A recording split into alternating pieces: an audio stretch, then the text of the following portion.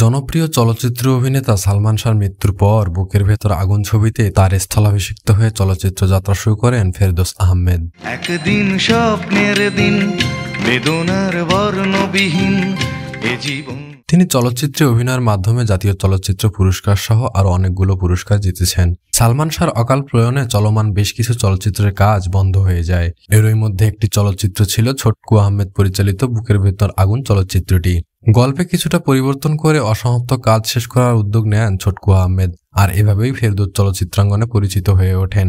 একক নায়ক হিসেবে ফেরদৌসের যাত্রা শুরু হয় অঞ্জন চৌধুরী পরিচালিত পৃথিবী আমারে চায় না চলচ্চিত্রের মাধ্যমে। নৃত্য পরিচালক আমির হোসেন বাবুর হাত ধরে চলচ্চিত্র জগতে এসেছিলেন তিনি।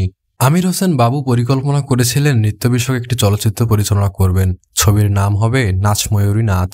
ছবিতে নায়ক চরিত্রে অভিনয়ের জন্য তিনি ফেরদৌসকে নির্বাচন করেছিলেন, কিন্তু চলচ্চিত্রটি নির্মাণ করা হয়ে ওঠেনি।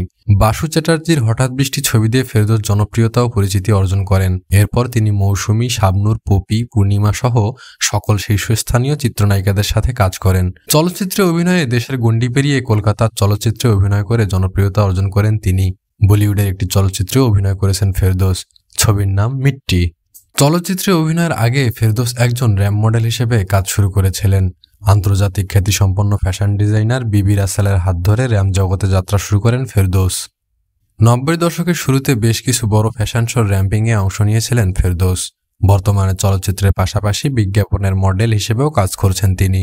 অভিনয়ের মাধ্যমে চলচ্চিত্রে যাত্রা শুরু করলেও ফেরদৌস বর্তমানে ছবি প্রযোজনাও করছেন। তার প্রতিষ্ঠান সিনেমা স্কোপের প্রযোজনায় দুটি চলচ্চিত্র নির্মিত। এদের মধ্যে একটি বাসু চ্যাটার্জির পরিচালনায় হঠাৎ সেদিন এবং অন্যটি ইমতিয়াজ নিয়ামুলের পরিচালনায় এক কাপ চা। উল্লেখ্য, বাসু চ্যাটার্জি পরিচালিত হঠাৎ বৃষ্টি চলচ্চিত্রে অভিনয় করেই ফেরদৌস কলকাতায় জনপ্রিয়তা অর্জন করেন। সম্প্রতি মুক্তি পেয়েছে ফেরদৌস আহমেদ অভিনীত 1971 সেই সব দিন।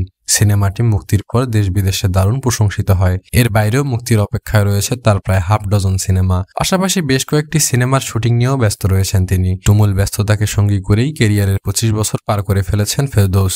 বাংলাদেশের চলচ্চিত্র শিল্পে তার অনবদ্য অভিনয়ের স্বীকৃতিস্বরূপ বাংলাদেশ সরকার তাকে 4 বার জাতীয় চলচ্চিত্র পুরস্কারের শ্রেষ্ঠ চলচ্চিত্র অভিনেতার পুরস্কারে ভূষিত করেছেন। চলচ্চিত্র হঠাৎ বৃষ্টি তার ক্যারিয়ারকে এক অন্য উচ্চতায় নিয়ে এসেছে। হঠাৎ বৃষ্টি থেকে আজ তিনি হঠাৎ করেই এমপি হয়ে গেছেন। প্রথমবারের মতো জাতীয় সংসদ নির্বাচনে অংশ নিয়েই চমক দেখিয়েছেন ঢাকাই সিনেমার জনপ্রিয় নায়ক। ঢাকা 10 আসনে আওয়ামী লীগের নৌকা প্রতীক নিয়ে নির্বাচন করে জিতেছেন তিনি। পেয়েছেন 65,898 ভোট। ব্যক্তিগত জীবনে স্ত্রী তানিয়া আহমেদ এবং 2 সন্তান, ছেলে নুজহাত ফেরদৌস ও মেয়ে নুজরান ফেরদৌসকে নিয়ে নায়ক ফেরদৌস আহমেদের সংসার। তার স্ত্রী পেশায় বিমানের একজন পাইলট। 2003 সালে 9 ডিসেম্বর তারা বিয়ে করেন।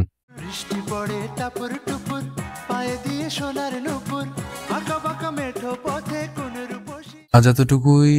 ততক্ষণ পর্যন্ত ভালো থাকবেন, সুস্থ থাকবেন। লাইক, কমেন্ট, শেয়ার ও সাবস্ক্রাইব করে পাশে থাকবেন।